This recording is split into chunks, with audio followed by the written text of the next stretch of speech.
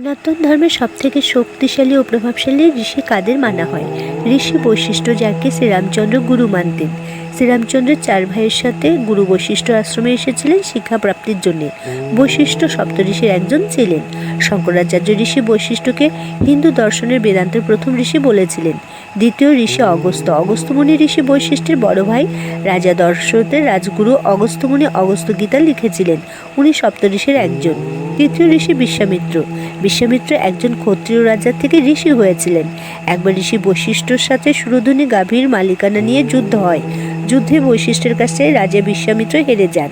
এই হার তিনি মেনে নিতে পারেননি। বিশ্বামিত্র কঠোর তপস্যা শুরু করেন। এতে দেবাদিদেব ইন্দ্র ভীত হয়ে মেনকাকে পাঠান তপস্যা ভঙ্গ করতে। মেনকার সাথে বিশ্বামিত্রের একটি কন্যা হয়। বিশ্বামিত্রের তপস্যা ভঙ্গ করে মেনকা স্বর্গে চলে যায়। বিশ্বামিত্র পুনরায় তপস্যা শুরু করেন।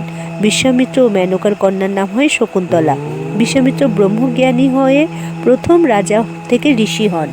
বিশ্বামিত্রের পিতা ত্রিশঙ্কুকে স্বর্গে গমন করতে না দিলে বিশ্বামিত্র মন্ত্র বলে তা জানতে পেরে পিতার জন্য আলাদা স্বর্গ স্থাপন করেন।